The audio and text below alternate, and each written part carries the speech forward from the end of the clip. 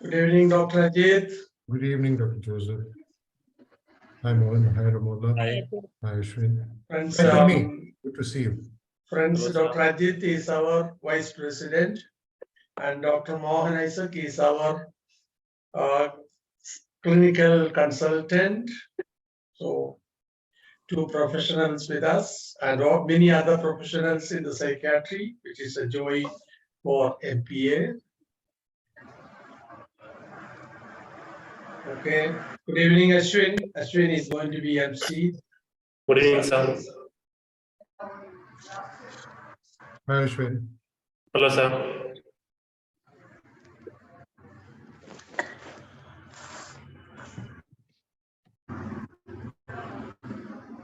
Ashwini. Yes, sir. Rohini. Sir, I'm here. One second. Yeah. I'm just trying to speak to Mr. Ganesh. Okay. Hi, Good evening, Lorna. everyone. Hi. Hi, Dr. Tony. Hi, good evening, everyone. Yes. Hello, Mohan sir. Nice to see you, Ajit sir. Hello. Good evening. Hello. Ramola ma'am, good evening. Yes, Rohini, I saw you earlier. Dr. Murthy, hello, sir. Hello to everyone. Hi, RSM, sir. Thank you. Thank you. Actually, I've made Rohini the host and I've started the cloud recording so the meeting can continue. All right, sir. Thank you so much, Mr. Ganeshan. Thank you. Yeah. Yeah, you can now just take over. Thank you so much. Dr. Joseph, shall we begin? Yes. All right. Ashwin, over to you. Thank you, ma'am. Good evening, everyone. Welcome to the 13th lecture in the Golden Jubilee Lecture Series, organized by the Medico Pastoral Association, Bangalore. I am Ashwin Obi, counselor at the Medico Pastoral Association, who will be the master of ceremonies for today's function. As most of you were, the Medico Pastoral Association, registered in 1972, is the first non-government mental health organization in India, and it's credited with pioneering with work in the field of rehabilitation of persons with mental illness. Locally and nationally, MP is well renowned for its contribution to the field of community mental health, particularly in the area of educating people about mental health issues. This year marks 15 years of distinguished service and achievement that the Medico Pastoral Association wishes to celebrate with everyone. One of the many programs being organized to celebrate this Golden Jubilee year is a series of lectures that will be conducted each month. We are thrilled to have Dr.Tony St. George, Professor and Dean Social Science, Christ deemed to be University, to deliver 13th lecture in the series. This lecture will be followed by a brief question and answer session to be moderated by the session chair, Dr. Mohan Isaac. Now I would like to request our Honorable President of Medico Pastoral Association, Dr. Joseph George, to lead the group in prayer. Over to you, sir. Thank you, Ashwin. Let's pray. As we begin our prayer, I want every one of us in a 1 minute silence, think of one wish for MBA, Medico Pastoral Association, something in your thought that you wish and say, God, this should happen. After which I will be leading in the prayer. One wish for MBA in a time like this, where there is a lot of physical, mental, emotional, psychological distress.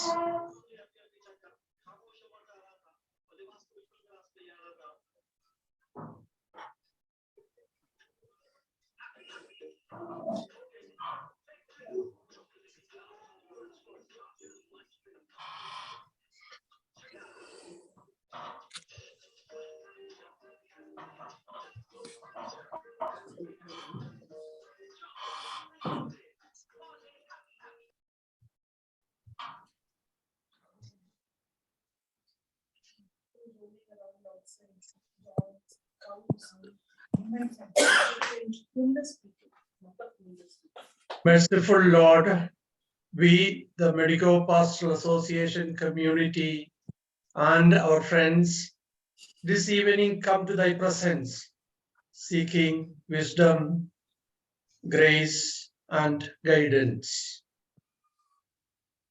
Lord, we are committed to serving your community with the mission of health and healing in the world. At this moment, we need a lot of wisdom and discernment to help your people. Thank you, Lord, for guiding us to serve the community during the last 50 plus years and helping us to serve the community with professionalism and excellence in the field. I don't want to be seen. Lord, we pray for our residents, their family members, the staff of MBA, and the managing committee members to experience your peace, faith, and hope. Lord, we are most grateful for the opportunities at MBA for mutual teaching and learning. And this evening, Lord, we seek your insights, direction as we listen to Dr.Tony George. Lord, all these we seek in the matchless name of the mighty one in whom we trust. Amen. Thank you, Dr. Joseph George. Thank you, Dr. Joseph George. Now I request Ms. Rohini Raju, who is the chairperson of the Academic Public Service and Publication Committee and also a member of Managing Committee, to welcome the gathering. Over to you, ma'am. Thank you, Ashwin. Good evening, everyone. I welcome you from the bottom of my heart for this 13th lecture in the Golden Jubilee lecture series of the Medico Pastoral Association.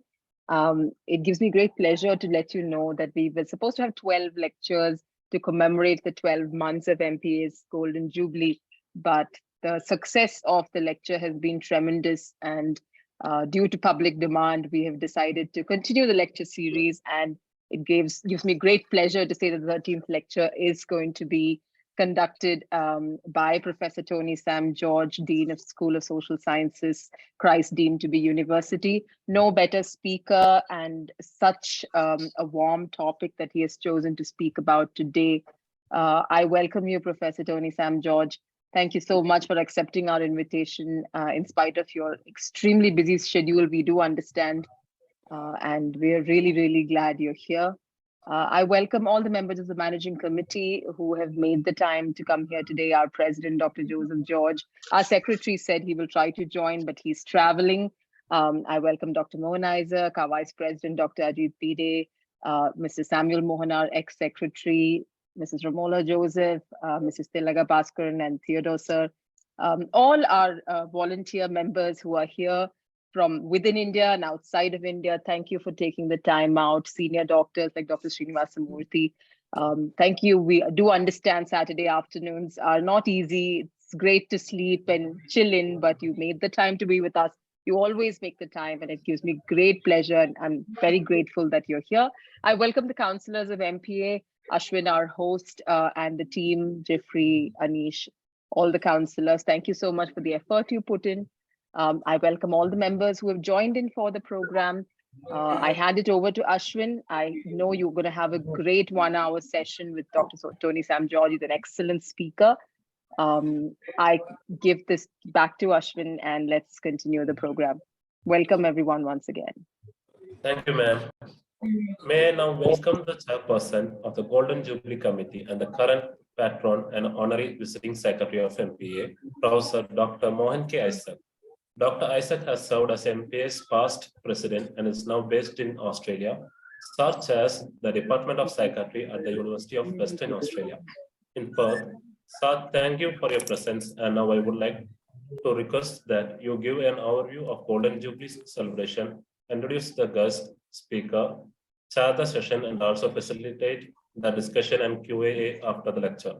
Over to you, Doctor. Thank you. Thank you very much, Ashwin. I would first introduce a speaker. Speaker Professor Tony has already been welcomed warmly by Rohini. My great pleasure and privilege to introduce Tony Sam George, who is currently the professor of psychology and dean of social sciences at the Christ deemed to be University. It's a great pleasure to introduce him because I have had the privilege of knowing him for a long time, from the time he was a postgraduate trainee for his MPhil program and PhD program. May I request everybody to just put their audio on mute. Please. I can read advanced books and do large sums mentally. My parents were so proud. Can you, Sayamo? Silo, can you please put your, okay, that's good. I would, may I request everyone who is listening to this lecture to put their audio on mute so that there's no disturbance when our distinguished speaker starts speaking. Now, I have had the privilege of knowing Tony for a long time because he was trained in finance. He began his teaching academic research career at the Montfort College, where he in a way set up the counseling psychology training program, the master's training program. From that initial work, he moved to the Christ deemed to be University. And today, the Department of Psychology at the Christ deemed to be University is indeed the largest department of psychology in India.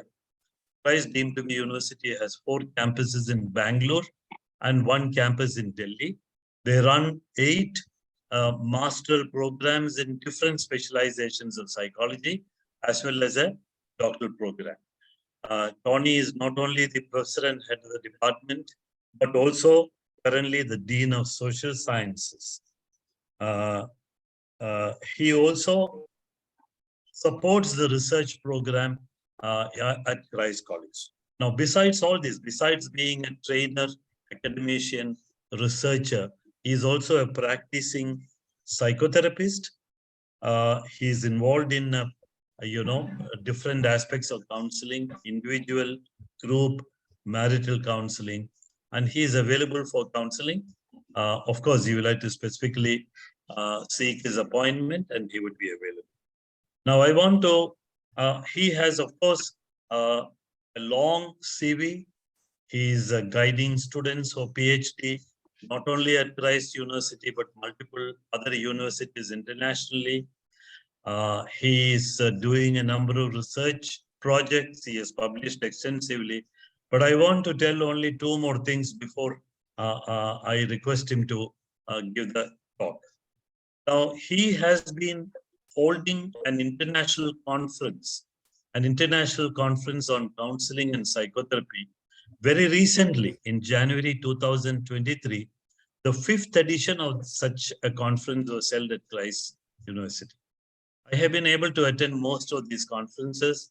I know they are very widely attended by not just people at all stages of their career in the field of psychology and psychotherapy and counseling in India, but by an international audience.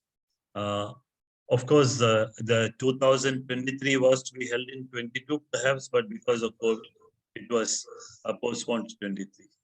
So he has been instrumental in bringing together large number of people in the field of psychotherapy and counseling, especially those with a special interest in problems of developing countries such as ours. And that has been, I think, one of the singular successes that he has been able to produce. He is also, besides being a professor at Rice College, a visiting fellow of the Autonomous Medical University of Mexico. He is also a visiting faculty at the University of Cape Town, and his involvement with number of international departments of psychiatry in psychology in various universities.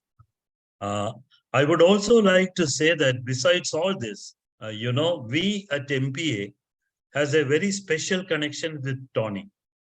Tony is the nephew of the late Reverend D.C. John, whose wife, Mrs. Juliana John, was our secretary of the Medico Pastoral Association for a number of years during the 1980s.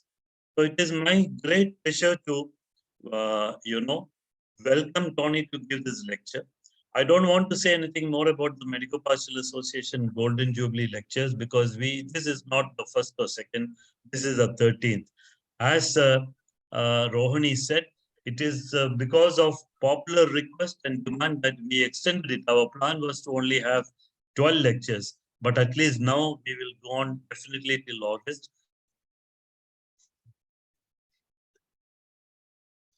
Was registered as a voluntary organization. As many of you know that these are recorded and these are available later on. I mean, if any of your friends say they missed attending Tony's lecture, they can always go to the Medico Pastoral Association YouTube channel where all the previous 12 lectures are there and the current lecture also would be edited and will be there. I keep periodically looking at that to see whether anybody keeps watching.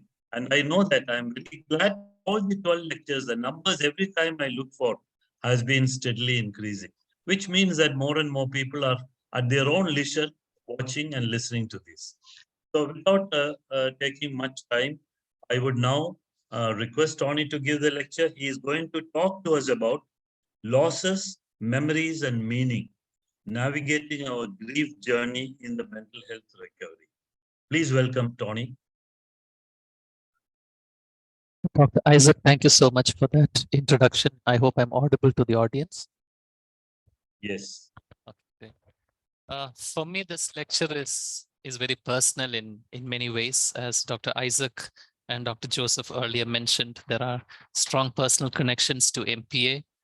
In fact, my own interest in grief and the whole area of working with losses and memories in some sense emerged more strongly in the last 3 years, especially with the death of Reverend Dr. E.C. John. And Dr. Mohan Isaac just made a mention of his wife, who was one of my mentors.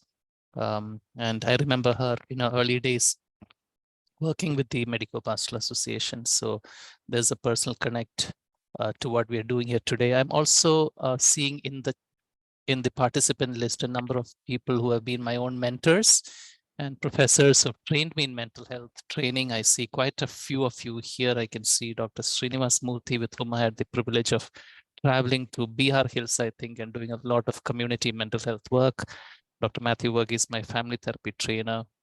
Dr. Murli is here, who introduced me to psychosocial rehabilitation. And I can see Suman Murthy ma'am is here, Dr. Isaac, several of you who have been my mentors. So this seems very personal. I can also see a lot of old friends and colleagues here. So happy to be here. Thank you for this opportunity to deliver the 13th Suvarna Jayanthi lecture at MPA. It's an honor for me to be here with perhaps one of the most committed and resilient organizations in the service of those who are affected by mental illness and mental health compromises. Thank you, Dr. Joseph George, for the invitation, and to all your colleagues for having me here today. When you first asked me to speak, I was not sure what I should speak about. And after a couple of days of reflection, I thought I must speak about a topic which perhaps we don't speak enough about in the area of mental health recovery and the journey of mental health, because we spend a lot of time focusing on recovery and not necessarily on the losses that we experience through that particular process. So thank you once again for this opportunity. I also assume that in the meeting today, we have practitioners, several of you eminent, working in the field of rehabilitation and mental health for several years with a lot of expertise. There are perhaps caregivers as well in this community. There are perhaps persons who are affected with mental health conditions too here. And of course, students and those who are training to be mental health practitioners.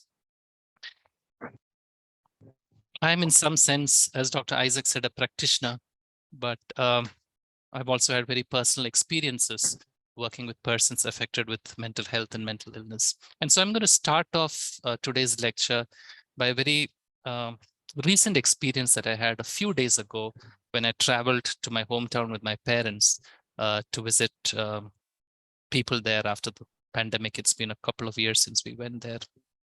What you see here on the screen is a guitar, as you can notice. This guitar is around 40 years old, 35 to 40 years old, and it belongs to a very close relative of mine, very close relative of mine. I remember in my younger days as a child listening to him sing. He was a great singer. He has a brilliant mind, highly gifted musically and otherwise, top of his class in school and in college. Taught as a professor in an institution, in a seminary for several years. This guitar, however, hasn't changed much. When I looked at the corner of the room where it was kept, I noticed that it was out of tune.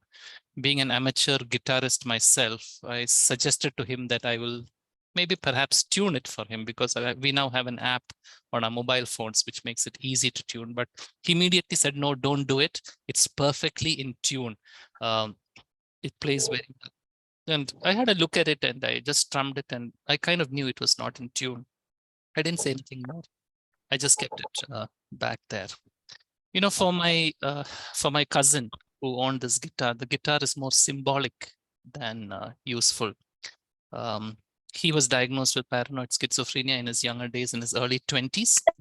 Since then, he has lived the journey of many of us who have mental health conditions, balancing both his professional life and his life with the illness and his family life. For him, I think the guitar was symbolic of what he had.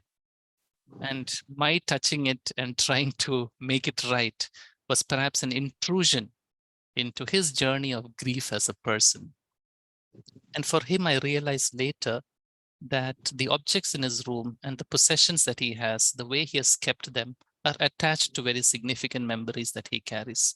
And very often we do not pay attention to some of those. He told me that his younger sister, who is his caretaker now, often comes into his room, tries to take out his stuff, throw some of them away, try to throw old things away, and it distresses him a lot. I think for many of us who are external to mental health and mental illness, we fail to understand the internal attachments that those of us with mental health conditions have with parts of our life.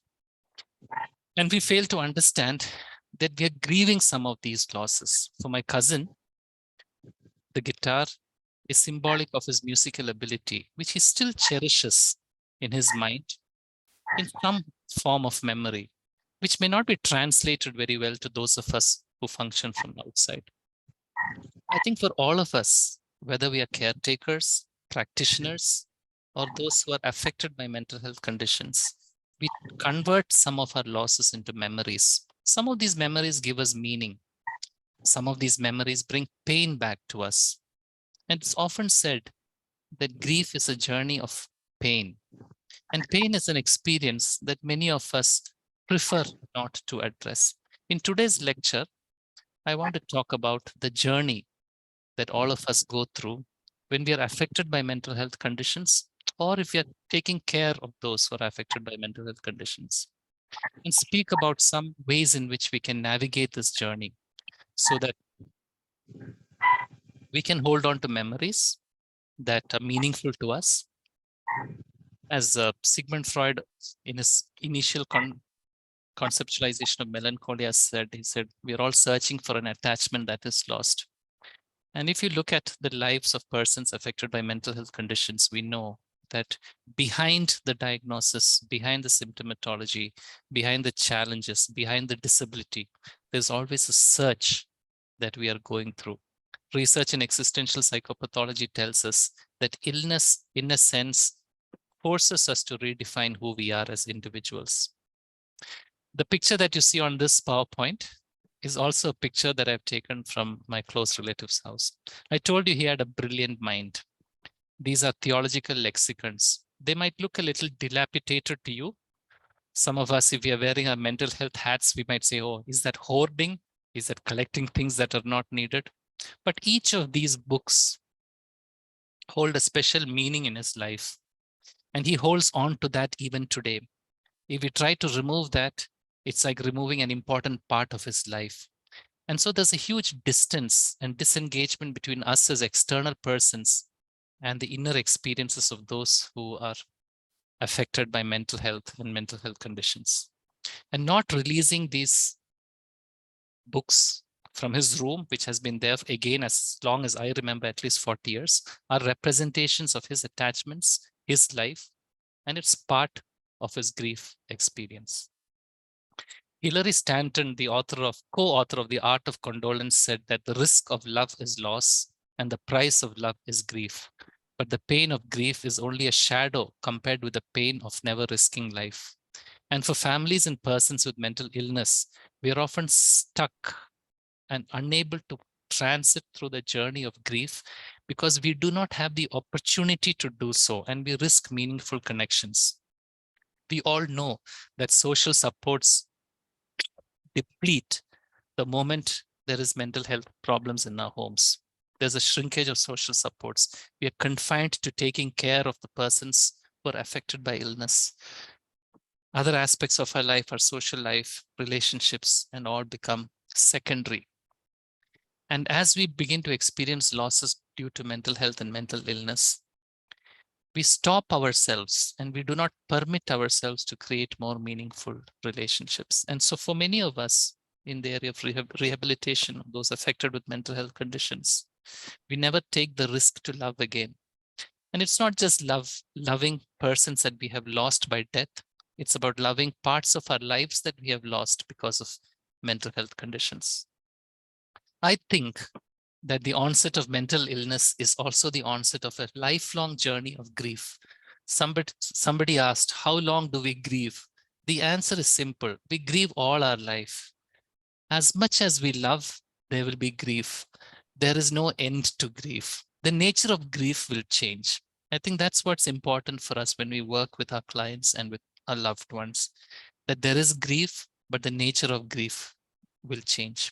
Unlike the death of the loved one, the losses due to mental illness are ongoing and cumulative.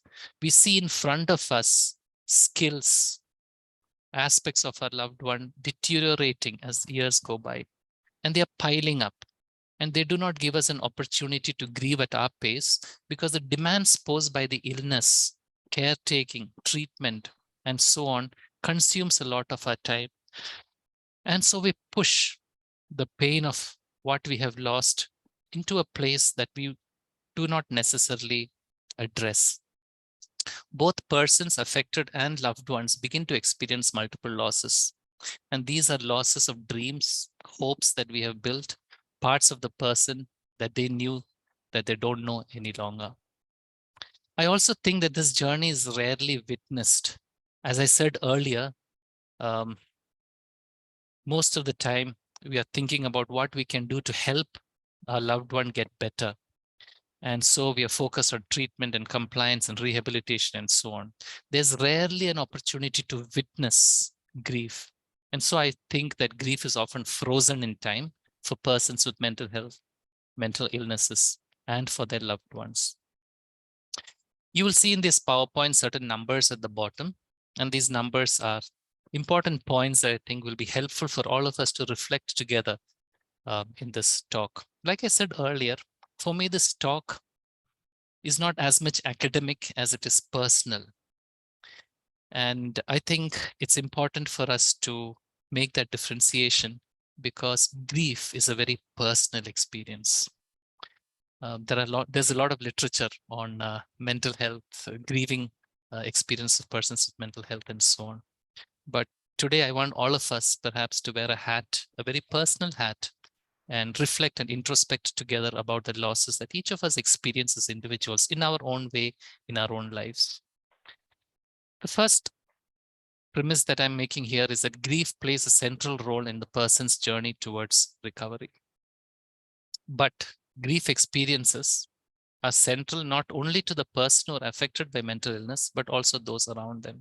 And so as practitioners, for those of us who are practitioners and training to be mental health professionals, I would encourage us to think about bringing grief and issues of grief into the forefront of our interventions. It is true that the focus of our intervention is to help individuals to recover and recover well. But for individuals to recover well through mental illness challenges, it's important for us to address grief because grief plays a central role in our journey towards recovery. I'd like us to take a minute, and I'm not sure how the lectures go here, whether they are interactive or whether it's like a talk continuously. But if you have a paper and pencil with you, or if you have something to write with, then I'd like you to think for a minute, and you can also use the chat box. I'd like you to think about all the possible losses that we experience, perhaps as practitioners. If you're a practitioner and you're working with persons with mental health conditions, what are some of the losses that we experience in our lives? If you are someone who's affected, what are the losses that we experience as persons who are affected? If you're a caregiver, then what are some of the losses that we experience as caregivers? And if you're somebody else that I've not identified, what are some of the losses that we experience in our journey, either with mental health or with those who are affected by mental health conditions? So I'll give you a moment to just reflect for a minute. And if you're comfortable to type in the chat box, you can do that. But if it's not convenient, that's fine. If you have paper and pencil, you can note it down. I'd like this session to be a little reflective as we go along today.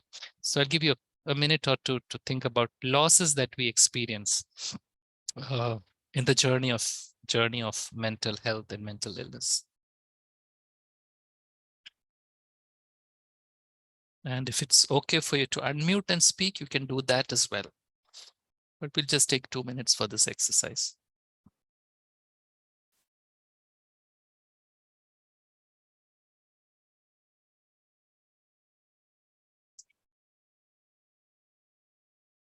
So anybody would like to put something in the chat box or unmute?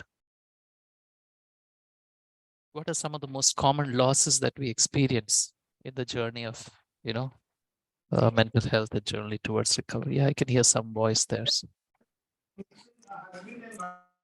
Loss of family members, perhaps death. Right, loss of family members through death itself, which is a common universal phenomena that many of us go through, and most grief literature is centered around death of loved ones. Yeah, definitely. Loss of a client. Yeah, I remember. Handicap, Yeah, physical handicap, accidents. Loss of aspects of our body, loss of friendship, says Anita, loss of a client, Rohini. Yeah. Right. Caregiver, Rama. We give up personal hobbies and do listing. It's a big loss. We sometimes don't consider some of these as losses, right? Giving up of our hobbies, social functions, meeting friends, and so on. But these are definitely losses that we go through. Personal loss of affecting work life, loss of ability when new manager takes control. Yes, definitely. Identity, role, reputation, a friendship lost, loss of respect by clients. And you can see from the chat box that the kind of losses that we go through are huge, large number of losses that many of us go through in the journey of mental health. And a lot of these losses are not expressed in mental health interventions. James Wesley says loss of sense of self. It's a very personal loss, right, that we go through. We question our meaning in life. We've held on to a certain form of meaning, and that is lost. We lose our self-confidence. Thank you so much for those of you who put this into the chat box. Mental health, the journey of mental health and recovery through mental health is more than loss of loved ones through death. It's much more than that. Like several of you said, losses of identity. We question parts of ourselves that we have lost, which is hard and painful. Relationships, independence, agency. Textbooks often differentiate primary losses and secondary losses and speak about secondary losses as losses that we go through because of a primary loss. But in mental health recovery and the journey of mental health, I think most losses are primary because it affects the core of who we are. It affects who we are in terms of our purpose and our meaning, our identity. Like most of you said, and one of you said, it affects a loss of sense of self. And so it's a personal struggle and a painful struggle for those of us who are affected with mental health conditions and working with those who are affected with mental health conditions. I'd also like to say as a second point that grief is rarely addressed as a central issue in mental health counseling. I don't remember in case history taking or intake assessments or in the psychotherapy process that we are often trained to look out for grief as an aspect of, in clinical focus. Our clinical focus is often on symptomatology, reduction of disability, and helping persons to get back to life. But this inner world of grief is something that we don't really speak about in mental health counseling. And I think part of the reason for that is because we live in a very grief illiterate society. Most of us do not know. When I say most of us, it's a general statement, do not know how to respond to grief, how to acknowledge grief, and so on. And that seeps into the therapeutic space as well. In the practitioner's office, we often do not address issues of grief or loss that a person goes through because of mental health challenges. That's not something that we think of as priority. I think it's important for us, therefore, to use a different kind of lens when we work in the area of mental health and mental illness recovery. Because when we focus a lot on treatment and getting better, hoping for normality, we are also denying ourselves of an opportunity to grieve. We do not permit ourselves to grieve, and we do not have people around us who can witness our grief. In the last 3 years, because of the pandemic and multiple losses that I went through in my life, I decided to train myself a little bit more in grief education. And part of what I'm speaking to you today and the rest of this seminar are insights that I've developed by working with a group of people who are grieving. We were grieving together, our losses, our lives, and also learning what it means to be better grief educators. I think all of us need that opportunity at some point as practitioners and caregivers and persons affected with illness, an opportunity for us to be able to address grief as a normal part of a human experience and not to deny ourselves of grief as an important experience. There are different kinds of grief, and these are perhaps, words that you've come across, especially during the pandemic. There was a lot of talk about disenfranchised grief and vicarious grief and so on. I think caregivers and loved ones on a continuous basis are being impacted by grief stories, whether we like it or not. Vicarious grief often refers to grief that is, stimulated by somebody else's loss. As psychiatrists, as social workers, psychologists, mental health professionals, we are constantly working with persons with mental health conditions, and we see their deterioration. We listen to stories of family members, of their children who could have been better off if they didn't have the illness, of hopes and dreams that are being shattered, and so on. And so we are listening to stories all our life in our therapeutic spaces. There's a lot of vicarious grief that we experience as practitioners. Even if it's not stories about death, they're stories about loss. The loss of a person's abilities, loss of a part of the caregivers, and so on. And sometimes these losses are very relational. Caregivers and persons affected with mental health conditions, their loss experiences are interconnected because we all live in webs of interconnection. There is also a lot of disenfranchised grief. Disenfranchised grief is grief that occurs, which you cannot openly acknowledge. And for many of us as caregivers, especially, we go through this. We can't really speak about the losses that we experience in life, perhaps the loss of intimacy in a close relationship because our spouse has a mental health condition. We are unable to speak about that with others. We do not bring it into the therapeutic space. We don't speak about it with our family members. Parents do not speak much about the losses that they have personally gone through because of caretaking responsibility. There is also complicated grief. In fact, many of our caregivers go through complicated grief because mental illness itself, especially chronic mental illness conditions, are lifelong. And so sometimes we slip into depression. And it's very difficult to return to meaningful life because our losses are part of the illness. And we know now from neuroscience research that our human brains are not really prepared for vicarious and disenfranchised grief. So something that happens to many of us when we continuously were dealing with grief stories is what is known as psychic fatigue and emotional numbness.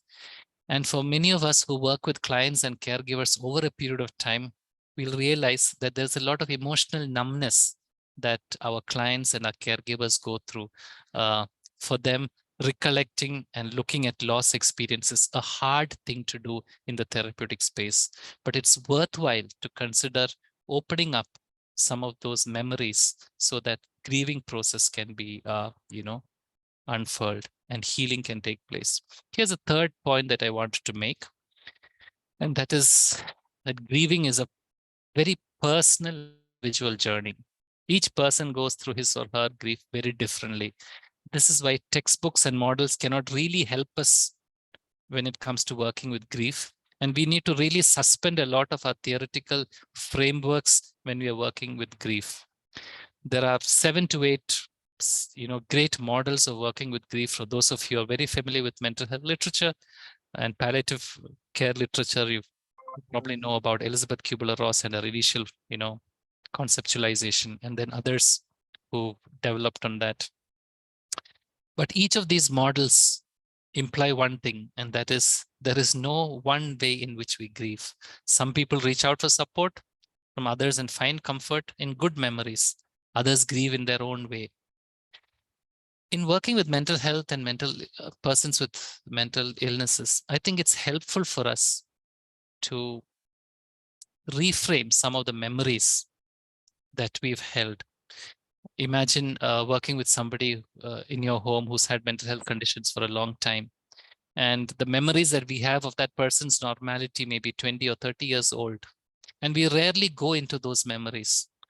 Literature on express emotions speaks about how family members often use critical comments to, that leads to relapse in mental illness and so on. But I think that one of the ways in which we can start the process of healing, especially for those of us who are caregivers, is by going back and beginning to examine the memories that we held so far about the joyful aspects of the persons who are affected by mental health and mental health conditions. For me, it would be like, for me, it would be looking at the memories of my cousin and his brilliance and his musical abilities, and celebrating that and bringing that back into the relational context that we live in. Many families are scared and worried about, evoking past memories because they believe that evoking past memories could be painful.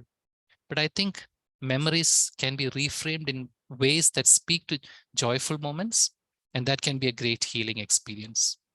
And so rather than critical comments, family members can in fact celebrate strengths of persons who are affected by mental health challenges. And that can be a starting point in helping all of us to grieve together. Here's another exercise, if you're up to it, that I find is very helpful to start us off the journey of grieving, especially for those of us who have work with mental health conditions. Because we rarely speak about what we miss. We always speak about what can be better or what we can do to make our lives better. But we rarely speak about what we miss the most in our lives. We rarely speak about things, that could have been different for us. We rarely speak about our wishes and hopes. In fact, encouraging narratives of this nature into the therapeutic space can actually start the process of healing and open up clients towards speaking about grief. So if you have a minute, you might want to do this exercise either with yourself, or you might want to do this with clients that you work with.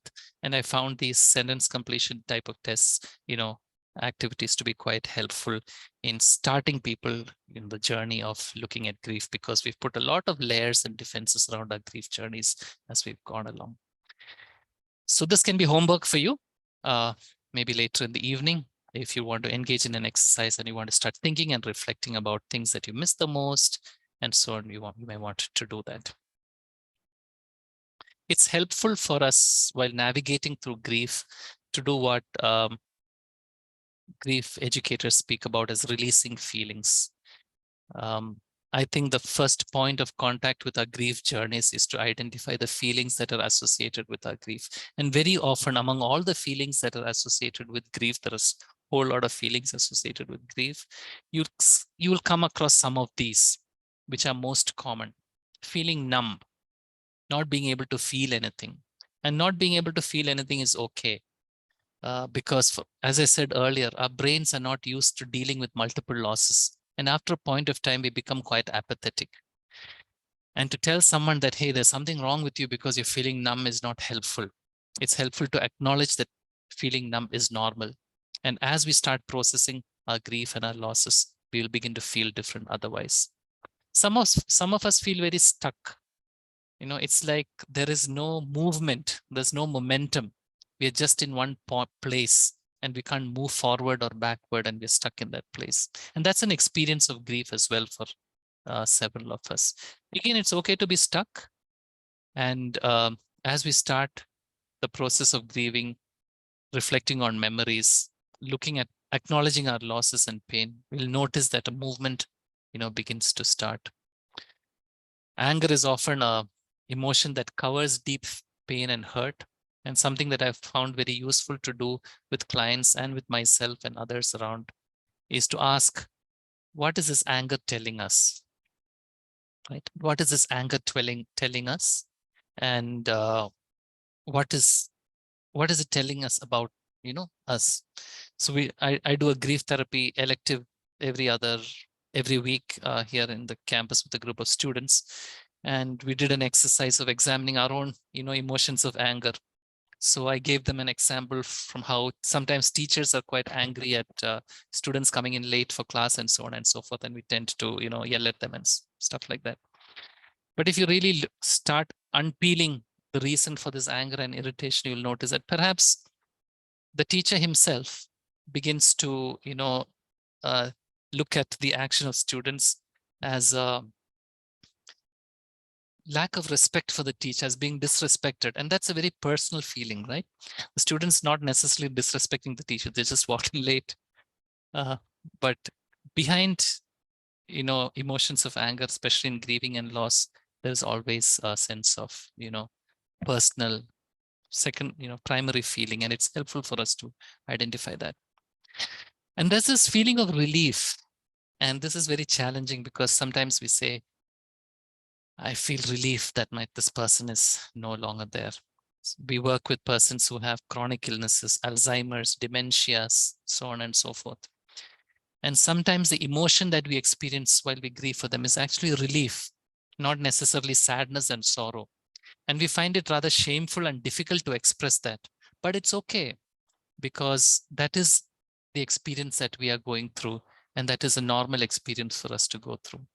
And I think as practitioners, it's important for us to acknowledge these feelings as normal experiences and feelings of persons going through grief, and not to snub them, not to invalidate any of these feelings, not to educate them and say, this is not how you should feel. In 2 or 3 weeks, you should feel like this. In 3 months, the sadness should go away and you should be bouncing back to normal and so on. Those are not helpful because, like I said earlier, our grief journeys are very unique to each one of us. For those of you who've been missing some academic input in this lecture, I've just selected 2 models of grief. I'm not sure how big it is on your screens, but you will notice immediately that the model on my right, so it must be your left, right? On my right is Kubler-Ross's original model of grief cycle, but you will notice that there's a sixth stage that is added later after acceptance by her colleagues, David Kessler, which is return to a meaningful life. And that's what I focus on today, and not to, remind all of us about Kubler-Ross's stages. Return to meaningful life, normal losses like death is possible because people make sense of the loss of death of their loved one, and then over a period of time return to meaningful life. But when you're working with mental health conditions, it's not that easy because the losses are continuous and until death, of course. So what return to meaningful life really means is something that we will have to reflect and consider together as we take care of persons with mental health conditions. The model that you see on the other side, that is on my left, is called the dual process model of coping and bereavement by Straub and Schut, a very popular model today because it dispels the myth that we should all grieve in a particular way, and the grieving should be a stage-wise process of getting better and better and better. Grieving is like a pendulum that is oscillating. between the loss and between restoration. And I think for us, this model, I believe, helps those of us who are caregivers and those of us affected with mental health conditions, because we are constantly oscillating. There is a loss, there is a recovery, there's a relapse, there's a new challenge, there's something else that happens.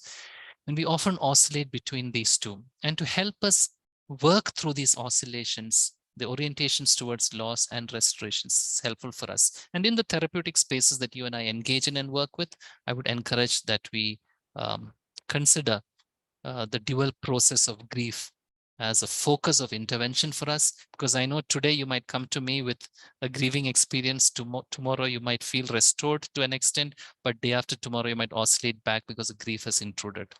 Like I said earlier, grief will never go away. And as long as we've loved the aspects of our lives that we have lost, grieving will continue for a lifetime. Perhaps moving towards some of my final points here, I also want to emphasize that healing is often, the context of healing from grief is in connection with others. We have to be connected with others to heal. And this is something that I've learned over the last few years very significantly. If you don't have people that you're connected with and who you can be with, healing as an individual personal experience is very difficult, because we can often get caught up in our own emotions and feelings and get lost and remain stuck. But relationships always help to heal. And this is why I think work of organizations like MPA and others is very important, because we always build communities of care. We build people and relationships, and it's through these relationships that we heal. In psychiatry, we speak about social supports. We speak about primary supports and encouraging social supports and so on. There's a reason for that, because relationships are the context of healing. And I would encourage us to think about developing healthy connections with others in our quest to heal. For those of us who have been isolated, who've lost connections, who are alone in the journey of mental health and mental illness, I would say, please take a step to reach out to somebody else. And if you know someone who is grieving alone, take a step and reach out to them. That could be the best thing that we can do when it comes to grieving. There is no right or wrong way to grieve. And I would say that grief is a no judgment zone. It's just not possible for us to say how people should grieve. I also want to make a mention. I might have 5 minutes more, Dr. Joseph. Looks like that. Okay, I can see you nodding. Thanks. Right. I also want to speak. Thank you. I also want to speak about stories and events. At times we get so caught up in stories surrounding the loss that we complicate the grieving process. We might say, if I was a better parent, my son would not have got mental illness. If I was a better spouse, my husband would not have got into depression. If only I had, taken treatment early, I could have prevented this. If only we had met the right doctor, we would have got the better treatment. These are all stories that we create around losses, but these are only stories. They're not really factual about the loss itself. We now know that mental illness and mental health problems are problems that are affected because our brain is compromised in a particular way. Mental health compromises happen. An overdose, a suicide, it happens due to mental health compromise, not because we haven't done anything that we could have done to ensure that eventuality did happen. But many caregivers and practitioners often blame themselves for what has happened to clients and their loved ones. And we create stories around that keeps us stuck in the grieving process. We must remember that we cannot completely and can never ever control the outcome of illness. Even if you have the best medications, best therapists and so on, each of us have a unique way of responding to this, and we can never control that. Ultimately, it's us, our brains and our mental health and our vulnerabilities that decide the outcome. But many of us, especially caregivers and practitioners, we tend to grieve losses of our clients because we build stories around how things could have been different. We carry with us guilt, blame, anger, and that prevents us giving us permission to grieve. So today in this audience, if there is someone, a practitioner who is grieving the loss of a client and blaming yourself, I would say think twice about it. Give yourself permission to grieve. If you're angry that you didn't do something. I remember loss of a 9-year-old child in child psychiatry when I was working in NIMHANS. We were all so impacted by that. We started blaming ourselves. We should have done this better. We should have how come we didn't pick up septicemia in this client, and we were just looking at mental health conditions? What did we do wrong, and so on? And that stopped us from grieving. Many of us do that. We have a tendency to stop ourselves from grieving. Think about the event itself. You have mental illness. We've had,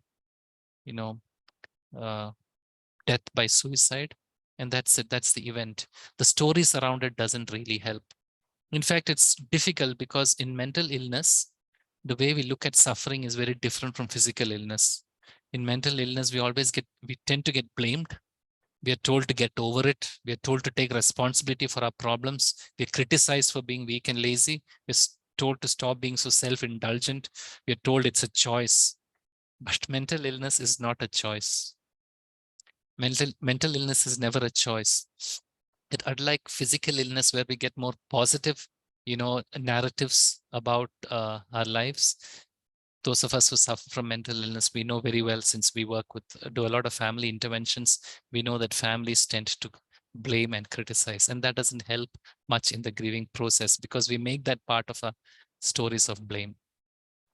I want to speak as I close about 2 sentences each on addictions and on suicide, because they are some of the most, challenging for our caregivers and practitioners. Death by addictions, overdose, and so on is painful for parents. It's painful for practitioners. It's helpful for us to remember that we didn't cause it. And I'm speaking about not preventing them. I'm speaking about those of us who experience this already. We cannot control it, and we cannot cure it. Once our brains are affected, they function in a particular way. We can try our best to help and support. But if someone dies by overdose because of addictions, it's important for caregivers to stop blaming ourselves, because we are not responsible to having caused. So if there's somebody here in the audience who's blaming, who's thinking about not having done enough and felt helpless that you could have done something, then it's helpful to give your permission to start grieving the loss rather than being stuck in those stories. Death by suicide, very difficult for us to work with. For years and years, practitioners and caregivers are unable to grieve death by suicide because we blame ourselves. We know that from research, we know that families grieve after death by suicide. They get much lesser support. Society itself will have stories to tell. They don't allow us to grieve and so on. So I think that it's important for us also to give permission for those families who've had suicide in persons who've been affected by suicide to be able to grieve. And I think we need to take proactive step here in helping families and individuals with grief. Like I said earlier, mental illness is not a choice. Anyone in their right mind would not choose to have mental illness or addiction. The key to remember is that they are not in their right mind. They're crossed wires. We say they are mentally compromised, right? We're mentally compromised in our brains in some way. If all the right information is given to people about how to live healthy lives, we're likely to do that. But mental illness is not a choice. It just comes and it affects us. So when someone is already struggling with mental health challenges, these same stressors can challenge their mental state. And we call that mental compromise. And most of the time, most of us become mentally compromised momentarily. But for those affected with mental health conditions, it happens more often than not. And it's important, therefore, not to, blame and say that this mental illness could have been prevented and so on, and complicate our grieving process in that way.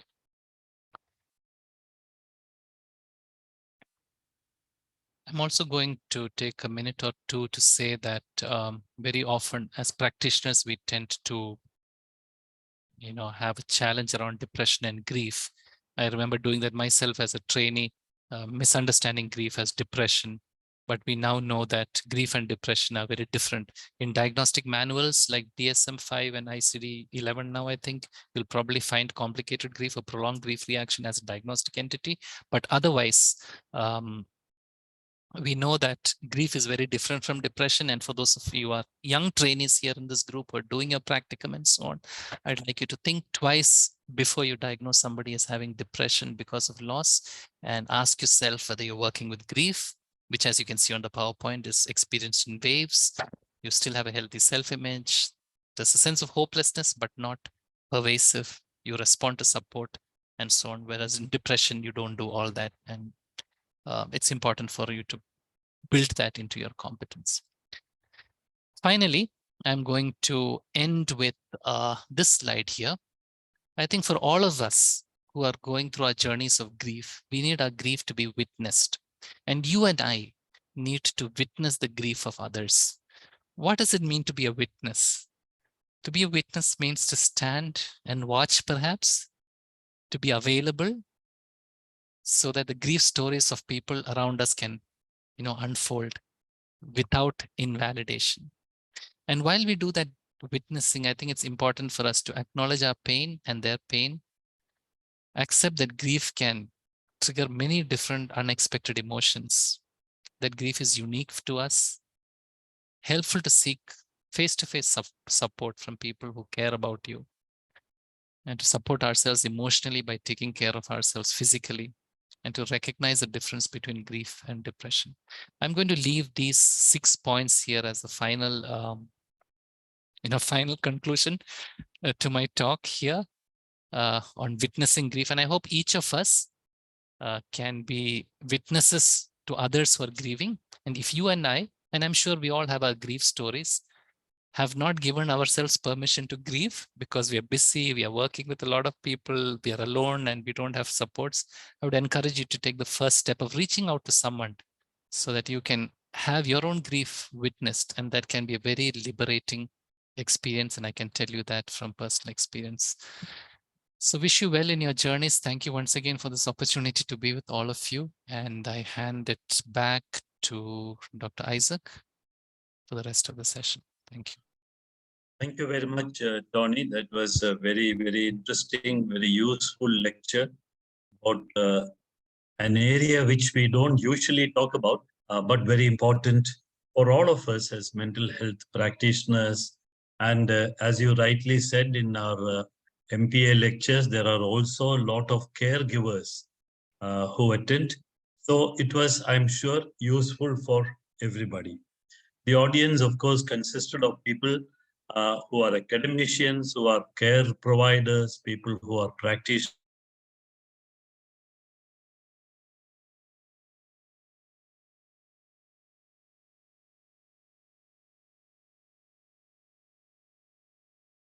We lost audio. Can you hear me now? Yes, we can hear you now. Okay. Yeah. So it was a very heterogeneous audience of academicians, practitioners, trainees, students, theological students, also an international audience. People I know have logged in from other places other than India. I saw Lorna, who is a friend of Medico Pastoral Association and a supporter of Medico Pastoral Association. I think she is logged in from UK. I saw Dr. Dhanarakna from Nepal and many other people. I also saw some of my colleagues who work with me as psychiatrists in Australia here. So, Tony, thank you very much. I'm sure there would be lots of questions.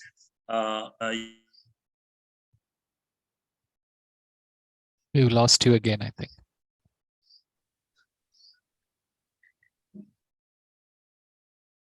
Dr. Mohan, your audio. Chat box. Can you hear me now? Yes. Can you hear me now? Okay. Yes. I think there's some problem with my internet. Anyway, I'll try and do the best. What I was saying was people can unmute and ask questions directly to Tony because he wanted a very interactive session. Many people have already asked questions in the chat box. So if the audio problem continues, may I request either Dr. Joseph George or Ajit Pide, both of whom I can see, to continue the moderation. I don't know whether I'm audible. My audio here is okay, but I'm sitting in Perth. Usually the problem here, but I don't know what's happening today. So please feel free to ask your questions. Just unmute yourself and ask your question directly to Tony. Sir, can I ask you a question? Please. See what I'm attending some other programs. I would like to ask this question and then I will leave the thing. It's an excellent talk.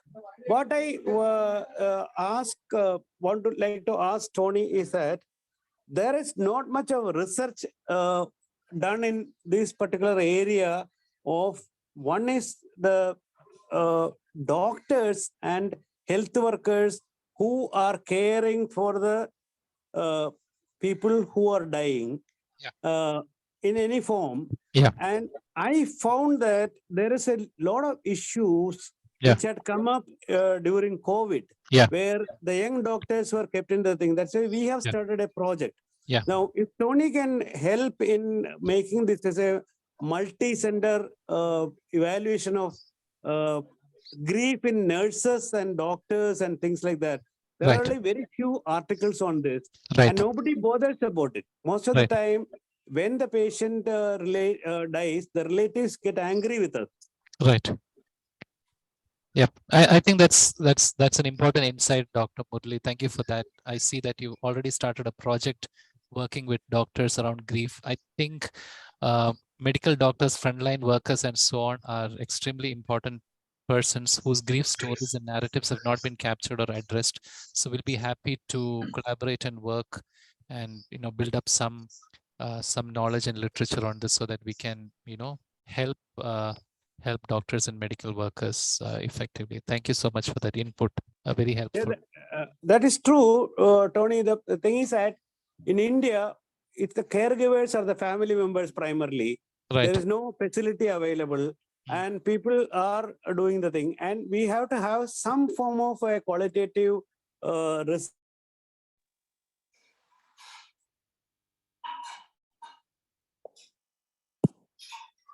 And I'm very sorry. Okay. Yeah, we lost you in between. Yeah. You were saying something about a qualitative. Basically, qualitative research on the family caregivers. Basically, it's in India. And rest of the group who are into caregiving, because it's not insurance based. Even though it's insurance based, we still have some amount of human touch. Yeah. So can we go for a good qualitative research on this area?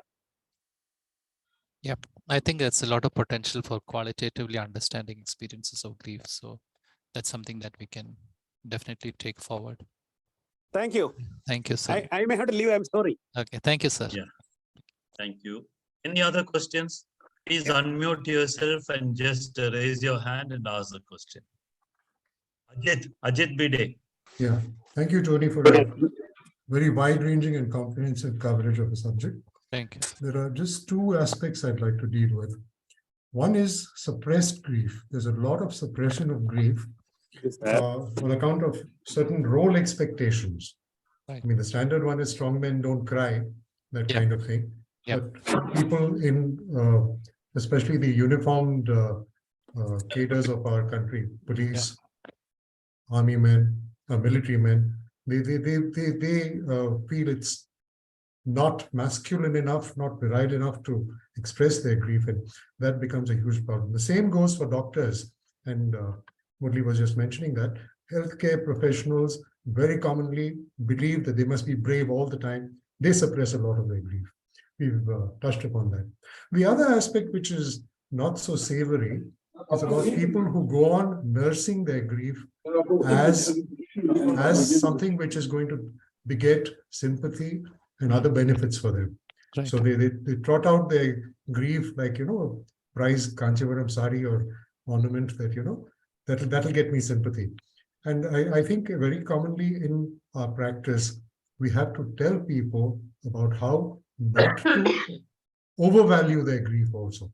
Right. It's a little antithetical to the general tone of our presentation today, but that also happens. Thank you for those comments. The second part of what you said is something that I've noticed too, where there's a tendency for us to be lost in our grief narratives and not very helpful. And that's a difficult space for us to respond to in therapy and so on. But it's very true. Yeah. Thank you for those reflections. Any other questions? Yes, Yes.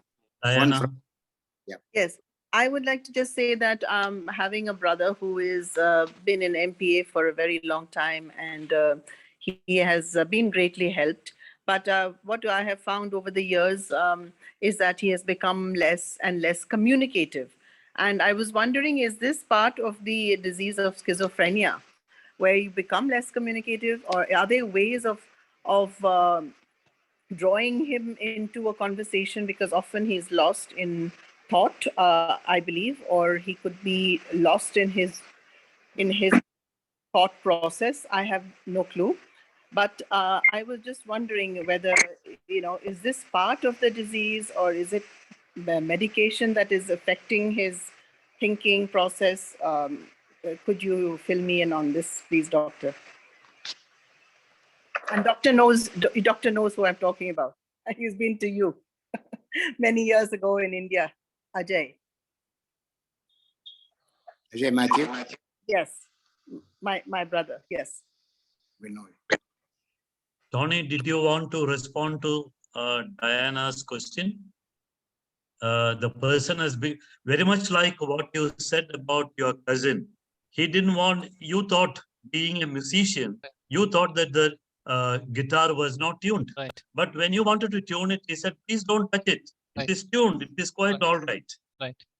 So do you want to respond to Diana's question? Her brother was more communicative, but now he suffers from schizophrenia. He is on treatment for schizophrenia.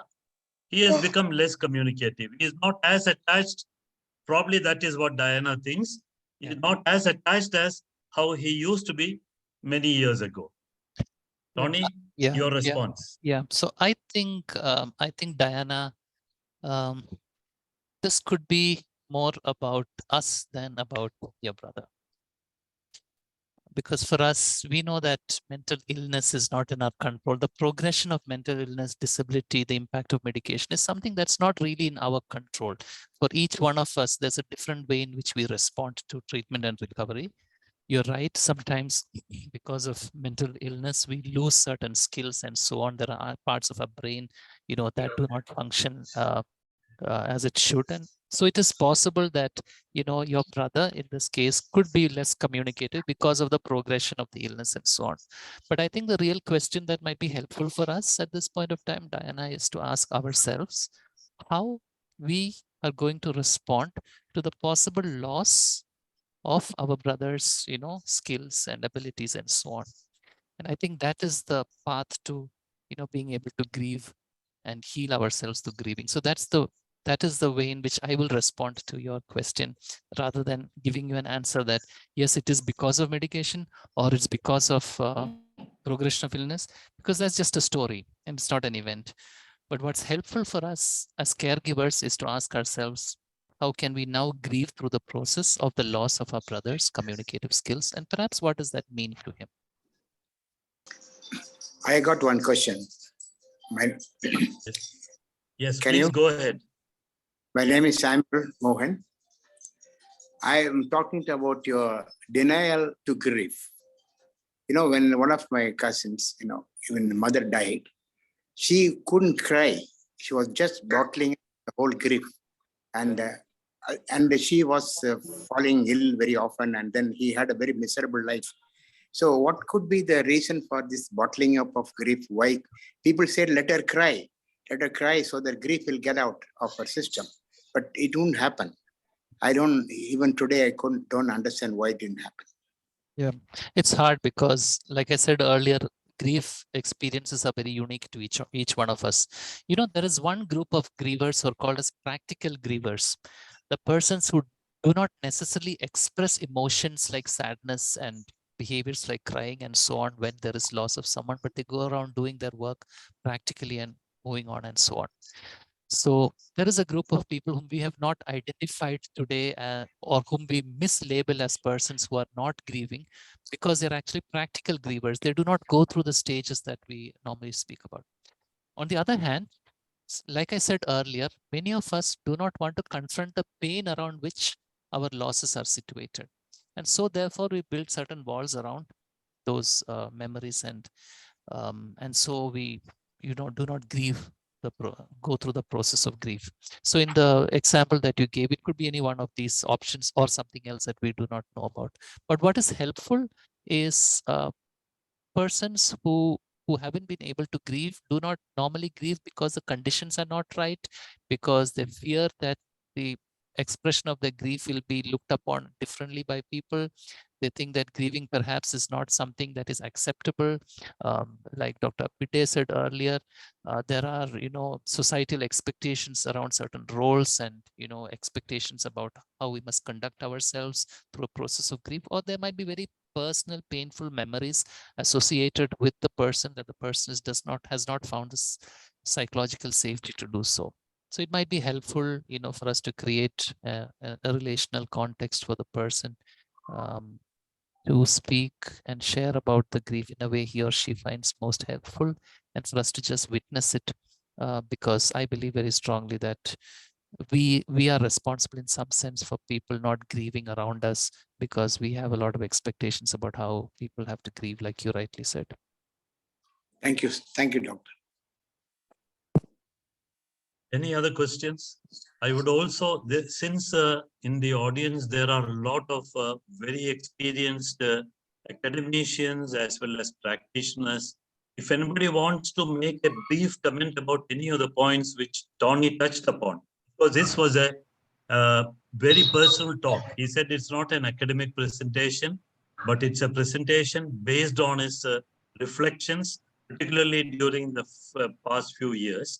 And going by what people have responded in the chat box, at least I have read about 20 comments which said that it was very excellent, useful, etc. So I would welcome anybody to make any comment, brief comments, of course, on any of the topics that Tony referred to. Thank you, Mohan. Can I come in? Murthy Please here. do. Please do. Yeah. Please do. I'm sorry, I'm not putting on the camera. My internet is not very good. So forgive me for that. I hope my voice is okay.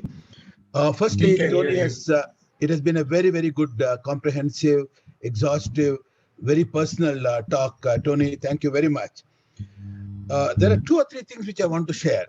About 2 years back, when we are in the middle of the COVID, one of the NGOs in Bangalore approached me saying that we want to do something with the grief support. We developed a plan, but unfortunately, because of my own personal illness, I had to drop it. And recently, when I checked, they said we also dropped it. We didn't do anything about it. There seems to be a reluctance to look at grief in the Indian setting, except in the disaster literature. Because when I looked at it 2 years back in literature, the really one good paper was Dr. Necki in the late 1970s.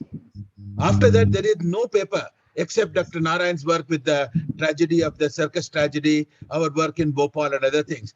So there is something about it which Murli talked about it a little bit. We need to look at it to see why is it that we don't want to look at it. While the Western literature, I just looked at it about a half an hour back, there are about a couple of thousand articles on grief from the rest of the world. The other thing which I really liked about Tony's thing is that being there for the person is the most important thing. In point of fact, in Delhi, where they have this palliative care program, they've done a recent excellent video. It's worth getting it into the lectures here, but done by someone in Bangalore from the Srishti College. The theme is being there is the most central thing when a person is going through difficulty. I think Tony made that point very, very well. And I think saying that we are there is very, very important. And I personally think, like David Kessler has brought in the 6th dimension, finding meaning. I think we need to look at it and see what are the strengths, what are the lacunae which needs to be fulfilled in the Indian context. Because with the loss of the communities, support that we had in the rural areas, we are going to meet issues of grief more in the clinical situation than others. Thank you again, Tony, for setting us to keep thinking about it. Thank you. Thank you. James Wesley, Pakistan. Dr. Tony, thank you for the presentation. Hello, sir. Hello, Can sir. I ask my question? Sir, can I ask one question? Just wait on. Somebody is talking now. Just after that, you are free to ask. Mr. Wesley, I think. Yeah, go ahead. Mike, thank you, Dr. Tony, and MPA for the seminar. My question is related to the last word in your topic, meaning. Okay, yeah, Doctor, you have spoken about grief in relation to mental health, but I see like mental health or any form of death or bereavement. If you see, grief is directly related to the meaning that one makes out of that particular condition or loss. So that is one part. Okay, so if that might be death, but the death does not affect everyone in the same way. So how, as a doctor, you address the question of meaning to mental health, to the parent or the caregiver? And the second part of my question is, if you see a lot of problems that parents or anyone who faces a loss or a mental health issue is related to how the society responds to that particular condition or particular loss. So the second part is like how a lot of problem, like my research is on blindness. A blind person will say that my problem is not with blindness, but how the society looks at blindness. So there are two dynamics, the personal meaning and the societal meaning. So how, what do you think about that personally? Thank you for that great question. One of the ways in which both David Kessler and others have done a lot of work on meaning that we make out of loss. One of the ways in which we do that is simply by honoring the memories of the persons we've lost, or by honoring the qualities of the persons with mental health conditions that we now perceive as a loss. And that's found to be one of the most common ways in which individuals make meaning out of loss. And I'll share one example with you. I've been working with a client for several years now, and both the parents of the only daughter, and she developed mental health challenges pretty early in life, and it's a chronic kind of condition. Struggling for many years, parents trying to fix her and all that, and so on and so forth. But today, they're spending a lot of time working with other families and supporting other families who are going through similar challenges. And the way in which they have made meaning out of their loss is by doing this. And when I talk to them, they tell me that today we recognize that this has happened to us so that we can help others who have similar conditions or challenges. So meaning making can be very personal for us. And most of us who go through loss, we do that by honoring the memories of the persons that we have lost, or the aspects of the person that we have lost. This is an example of how we can actually make meaning. I know of somebody else who went through loss, and what he does is he spends a lot of time mentoring other people. When I asked him, why do you do that? He said, I'm doing this because this is something that I considered as most valuable in the life of the person I've lost. And the way in which I can honor the memory of that person is by doing this, and this is the meaning that I make out. So for all of us, I think there is an unique aspect of the loss experience that we convert and make meaningful in our life. And one way to do that is by honoring the memories of those whom we have lost. In terms of society responding to the condition, like I said earlier, a lot of us do not grieve well. I'm not sure if grieving well is a concept that we can speak about. We do not grieve and we do not allow ourselves to heal because we think too much about how society expects us to grieve and so on. But I found a lot of people, especially in my support groups and other places, where they found the courage to actually be vulnerable enough to allow the healing process to go on. Brené Brown speaks about daring to lead and courage to lead.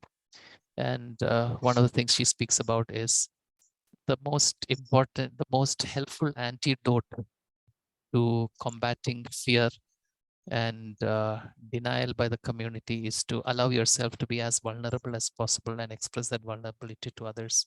And that has a magical way of, allowing you to grieve in society. So I found that also to be quite interesting and helpful way in which we can combat some of society's expectations, because there's something about vulnerability that softens people up.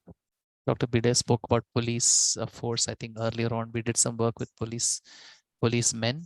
around being vulnerable and giving them safe spaces to be vulnerable, and that kind of worked wonders in the response of others towards them. So those are just two reflections back to you on the questions that you asked. Thank you. Thank you. Thank you. I would request the next questionnaire. I think it was from Samsung. Yes. Hello, sir. Yeah. Yeah. Sir, Please do. Please go ahead. So myself, I am Rama Ganeshan. I am a caregiver for my son who's suffering from paranoid schizophrenia.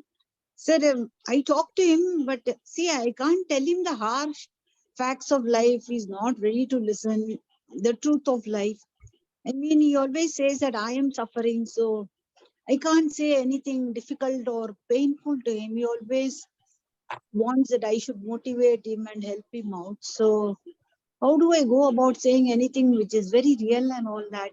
He always wants that he should be motivated, but it's very difficult even to tell him the truth. He's going for a job and all that, but what is the way of living or the real practice, all that is very difficult to make him understand, sir. So how is that say anything about grief or pain to him? Yeah, I can understand your struggle. It must be hard for you as a caregiver to, see you said son, right? Yeah. Yeah, to see your son, being affected and, suffering and not being able to cope like others. But I also think that when he's asking to be motivated and when he's asking to be encouraged, that is also an expression of how he is grieving and he's reaching out to you. Perhaps that's what he needs. And perhaps it's also helpful for us to ask ourselves as parents whether he needs to know these truths.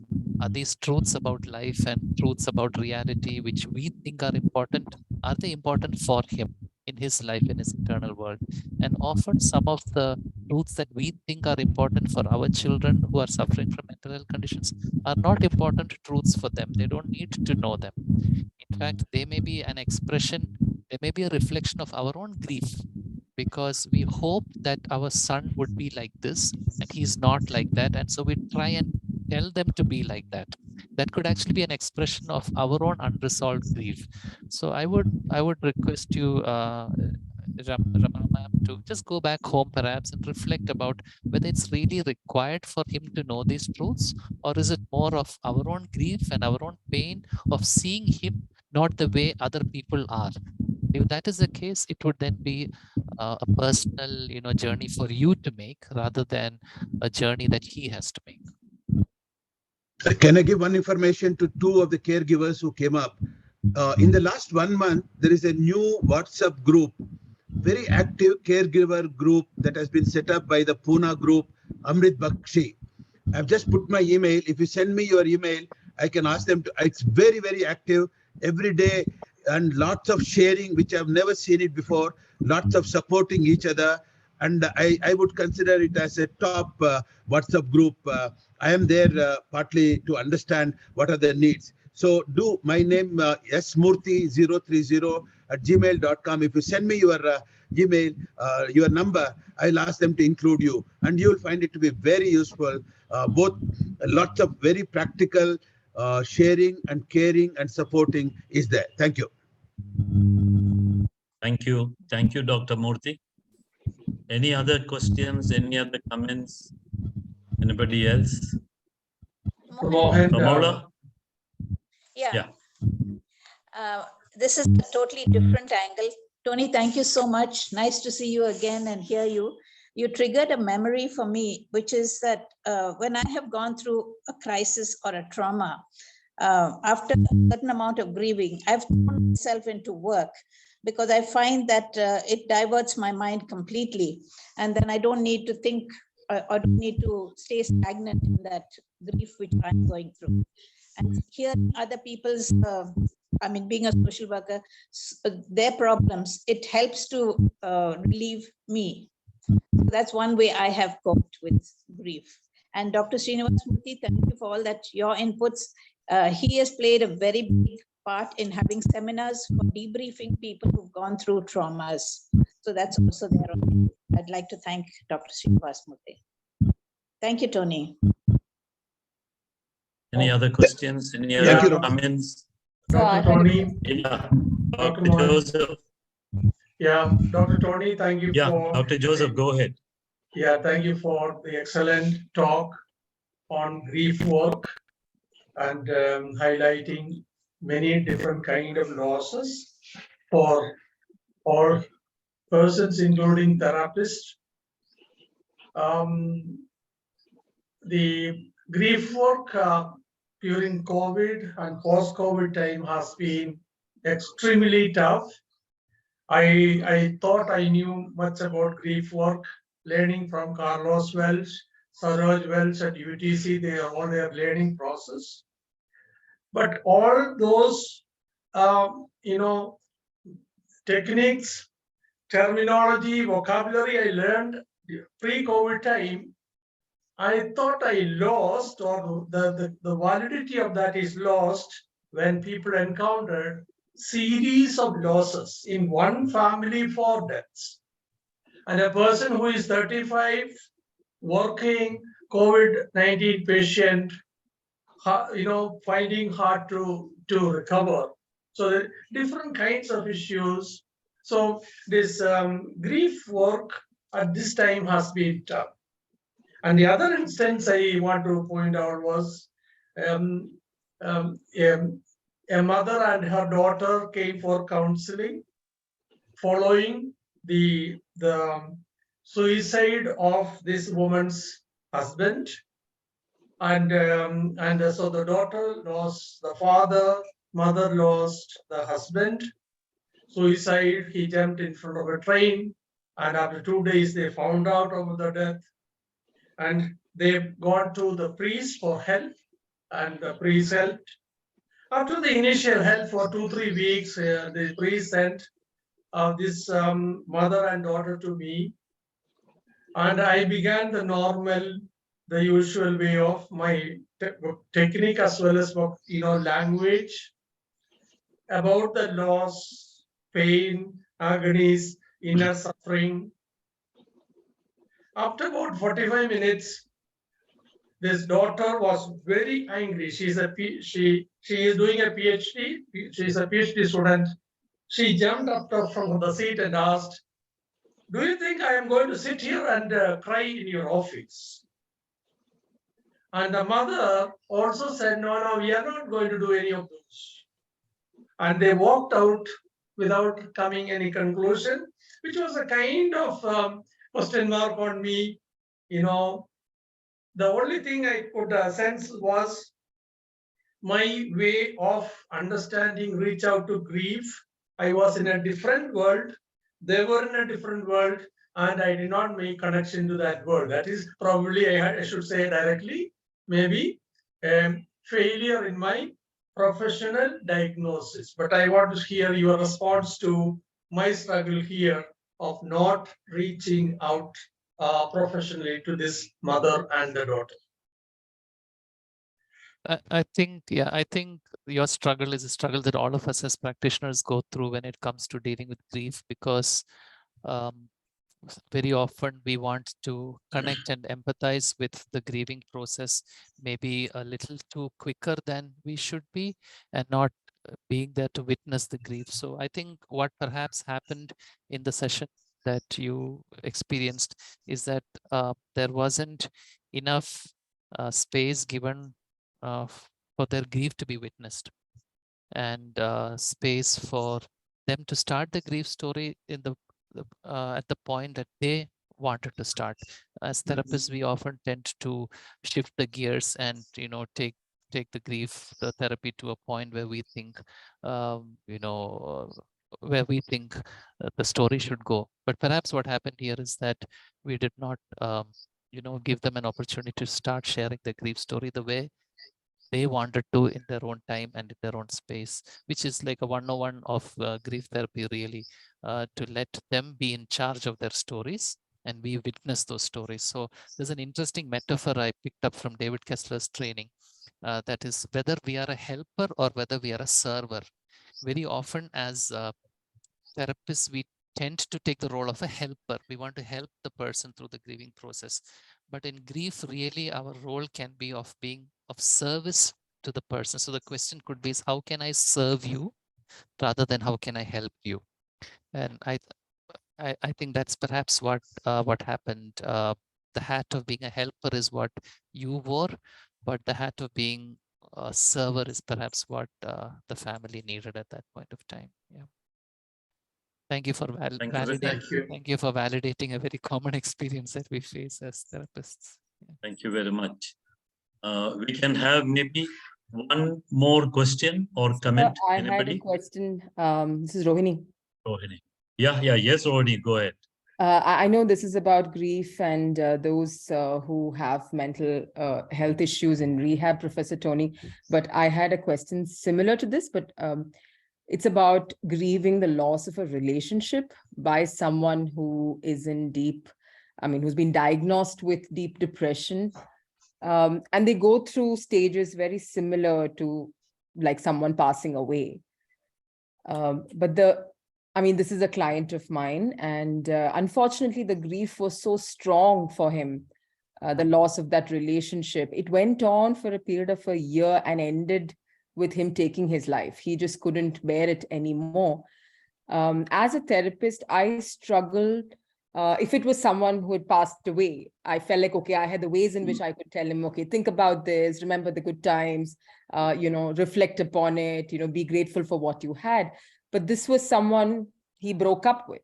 And this is someone, who was very much alive, but not a part of his life. And he felt responsible for it because he was the one who ended it. So the regret was very strong as well. And I felt myself being at a loss in spite of working for so many years, not really knowing how to understand or support him. I did, and he told me I supported him and everything. But in your opinion, Professor Tony, when there is, when a person is grieving the loss of a relationship, what is the best way to sort of go about it? Because the pain they feel and the loss they feel seems to be exactly the same, right? Without patronizing them or, without making them feel that we don't understand or they should just get over it. I think you just answered the question with the last two words that you used. Whether it's loss of a relationship or loss through death or loss of a dream or a project, the experience is pretty much valid, and it's a genuine human experience. What clients like them really need, again, is for someone who can witness that grief and not give suggestions, because giving suggestions to persons who are grieving is not very helpful until they have moved on to perhaps in the timeline of grief, a place where they can grieve better. So in the initial stages of grief, that's the early grief period, it's very important and helpful for us to be witnesses, to stretch out a hand so that they can grieve and they can be in charge of the grieving. But there is a stage that we reach later on, which is called mature grief, maybe 2 years or so. It's just a timeline where we're in a better position to make meaning about grief and loss, where they're more amenable to suggestions and recommendations and so on. So I think it's important for us to also be aware of the point of grief that they are in. Fresh grief, which we call as early grief. And then we have middle grief, and then there is late grief or mature grief. So in early grief, it's important for us to be just available and to help them navigate through their grief by being supportive. And nothing that we do in terms of suggestions are really going to help them anyway. And we cannot really control the outcome of the grieving process. But later, if they've moved on to mature grief, then it's possible for us to help navigate them through with suggestions and so on. Finally, there is nothing you or I can do about the outcome of mental illness for persons, especially depression. You've done your best as a therapist. Family members may have done their best, but still it takes a particular path, and that's not in your control. That's not something you can cure, and that's not something that you can predict. And so it's best for us to leave that aside as something that was not in our control, and not beat ourselves up about not being helpful for them. Thank you. We have, of course, gone beyond 5:30. It's already 5:40. If there is any last question, I don't know whether Anita Gracious wanted to ask any question, because Your video was not on, now your video is on. So did you want to say anything, Anita? So I Unmute didn't and say, want to yeah. say anything. Yeah, I have not been keeping well. That's why my video was off, but I thought one day that I should, like come on stage so I'm not knowledge. Okay. It was an excellent talk. I could relate to so much of this. I myself have this the loss of relationships, so that's why I said relationship. But this was very helpful. Thank you. I think with now that we have heard Anita speaking, we will close the meeting. I want to say that it was an excellent talk. The number of people staying well beyond our scheduled time just shows that how interested they are in getting your ideas and opinion. Of course, Tony, anybody wants to consult him for any kind of personal consultation, or you want to refer anybody, of course, he is available. You have to just Google Tony Sam George and you can send your mail and he will give you an appointment. It's been a wonderful talk. I'm sure we could have gone on discussing, but then it has been already 5:40. I just want to make 1 or 2 comments. Since there were 2 caregivers who asked, Diana, whose brother is currently in the Medico Pastoral Association, and Rama Ganesh, I believe her son is also in the Medico Pastoral Association. They both had very valid questions, and Tony has very, scholarly answered the question and also gave practical solution. In that connection, I would like to say that there is a very good book. The title of the book is The Hopeful Voyager. It is about a voyager who is going through the deep seas, and he is a very hopeful voyager. The subtitle of the book is Hopeful Voyager, Navigating Your Way Through the Ambiguous Losses of Mental Health. This is written by a person whose name is Kanti Pereira. She did her PhD under my guidance at the University of Western Australia. This is about ambiguous loss experienced by both people like Tony's cousin, who didn't want his guitar touched because it meant a lot of things for him. It had a lot of meaning, memory, etc. And ambiguous loss of people who are caregivers, like Diana, who says he is no more my brother. Ajay was somebody who was very different, but now he doesn't talk to me much as before. And similarly, Rama, who wants to convey lots of things to the son, how to do things. She said he is not very bad. He is working, he is going out to work, but her expectation of his recovery is much more. So this ambiguous loss, the term ambiguous loss was first used by an American psychologist by name Pauline Boss. At that time, she was specifically talking about, in fact, her research was on mothers who lost their sons in the American army, missing in action. Maybe Vietnam, maybe here, there. So you don't know whether the person is dead, but the person is not there. You are still waiting. You can't, resolve your problem because you are not sure whether the person is living somewhere, with a disability, etc. That is how the term ambiguous, it's a different kind of loss.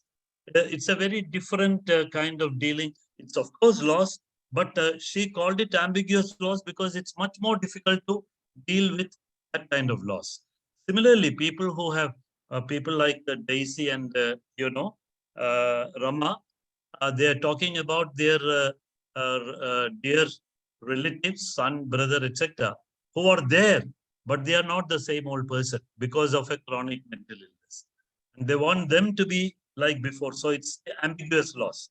It is the same with the people who are dealing with their parents who have dementia, Alzheimer's.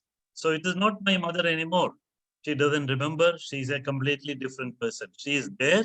You're not lost the person, but she's. So this is a book which would be worthwhile if you can access, read it. It is called Hopeful Voyager.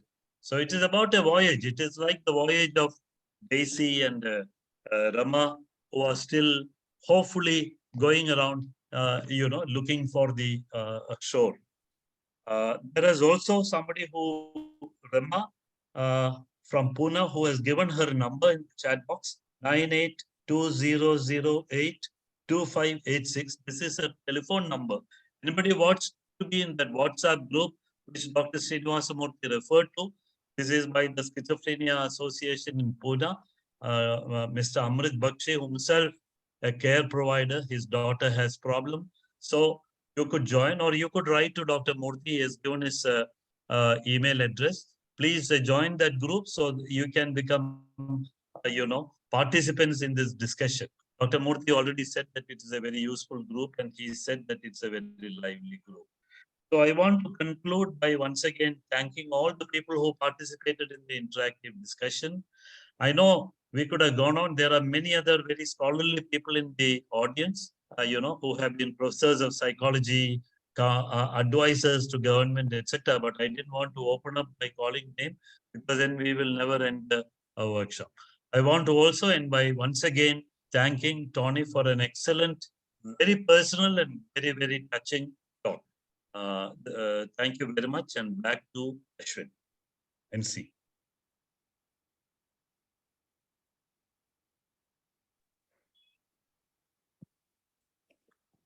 Ashwin, we can't hear you. Please unmute and then go on. Sorry. I thank Dr. Mohan Isaac for having chaired the session. Thank you, Doctor. It was very nice interactive session. May I request the audience to reach out to us on our email if you have any further questions or comments. The mail ID is shared in the chat box. Thank you. We have now come to the end of the session. May I request Mr. Saman Mohan, a member of Managing Committee of MPA, to deliver the vote of thanks. Over to you, sir. Thank you. Good evening, ladies and gentlemen. It is indeed an honor for me to propose a vote of thanks on this occasion to the August and the distinguished audience. This is the 13th Suvarna Jayanthi lecture as we are celebrating 50th anniversary of our Medico Pastoral Association, which is rendering human service to the needy in the field of mental health. I thank our guest speaker, Professor Dr. Tony George, for accepting our invitation for delivering today's lecture entitled Losses, Memories and Meaning, Navigating Our Grief Journey in Mental Health Recovery. He's a well-known professional and professor and dean social science in Christ deemed to be university. I thank you, sir, on behalf of Medico Pastoral Association for kindly accepting our invitation and enlightening us through your lecture. I thank Dr. Mohan Isaac, our past president and the chair of the Golden Jubilee celebration, for chairing today's session and for introducing the speaker, Dr. Tony George. I thank Dr. Joseph George, President, MPA, for the opening prayer. I thank all the MC members and also Dr. Ajit Bide of MP as well for their presence. Special thanks to Ms. Rohini Rajiv for steering today's program and welcoming the audience. I immensely thank all the audience present in India as well as outside India. My sincere thanks and deep appreciation to Mr. Ganeshan of Microlabs for sponsoring today's program and Microlabs for their continued support right from the inception of this lecture series and made this into a great success. I thank Ashwin for performing his duty very well, and also as MC, well, he has done well and beautifully. I thank all the staff for rendering all support for the success of today's program. I thank you once again for everybody for this wonderful lecture, and have a great evening. God bless you all. Thank you. Thank you very much.